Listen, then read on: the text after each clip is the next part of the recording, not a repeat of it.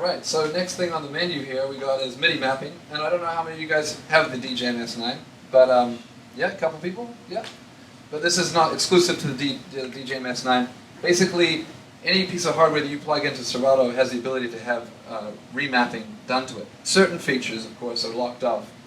So in the case of the 8 pads here, you can't remap the cue points, but you can under a certain layer. So you just need to know the kind of the ins and outs of your hardware. For example, the DJ Manager Nexus here, I use this thing all the time, just out of circumstance, not necessarily as a preference, but it's a pretty good mixer. And my only gripe with it is that it doesn't really have any controls for cue points on it. And I'm just going to kind of shuffle over here a little bit without trying to kill the screen here. But there's these buttons on here called fader start buttons. I never used fader start. Honestly, I've used that feature once in my life, and I've never ever used it again. It's just not for me. It's not, that doesn't mean it's a bad thing, but I want to use it for cue points. So I got 2 extra cue points on my left deck, and then 3 and 4 on my right. And so you can actually remap those buttons on this to be cue points if you want. Now, I'm not going to do it on that mixer for now. I'm going to show you how to do something similar on here. There's very few buttons on here that you can map, but there are some at the front that are particularly good. Now, using what Matt Shaquan just showed us, say I wanted to use that. I wanted to be able to change the key of this song here, but I didn't want to have to click it with my mouse. All I have to do is go to Setup here.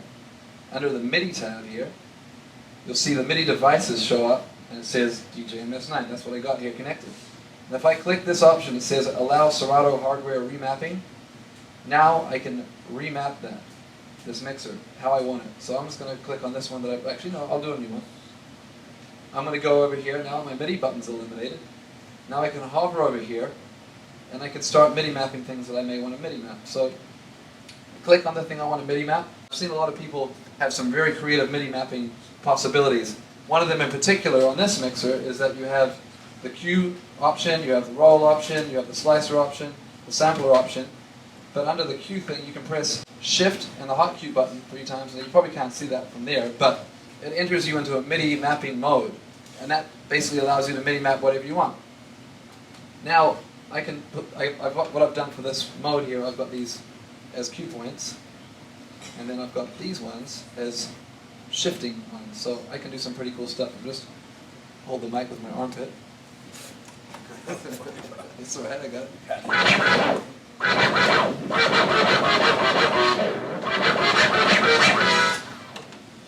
So I think you can see some potential there if I don't know if you guys follow A-Track, for example, on social media, but he did something pretty cool like that, and I was pretty hyped, so I just copied the shit. You can still MIDI map any piece of hardware that's USB, sending USB MIDI to your computer. So you have like a machine, you can use that, and you can MIDI map all your cue points or whatever you want, even library controls, and you can get really crazy with it. DJ City recently put out a video that showed you how to do this thing called pitch play. So if you have a bunch of different, you can see here I have a bunch of different MIDI presets. I'm kind of lost on them now. I've just got too many, but I've named them, and I know that this one right here is my pitch play one. So I'm going to load this one up. And no, I don't want to save it. There.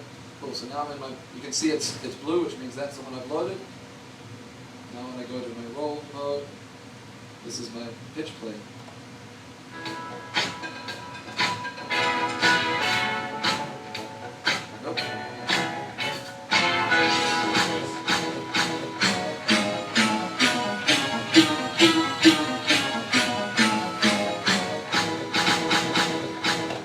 Now what I've got is essentially the first cue point mapped over 8 pads, and it goes up in a C major scale or a major scale. This song is maybe in C, I don't know actually, but what it's doing is it's just allowing me to do a cue point and keep and change the pitch but keep the tempo. So if you're into kind of creative DJing or you want to do something like a tone play routine or something like that, this will allow you to do that very easily, and it's saved to your computer, so it doesn't matter which DJ MS9 you plug into, you can load it up and we'll work with whatever DJ MS9 you got.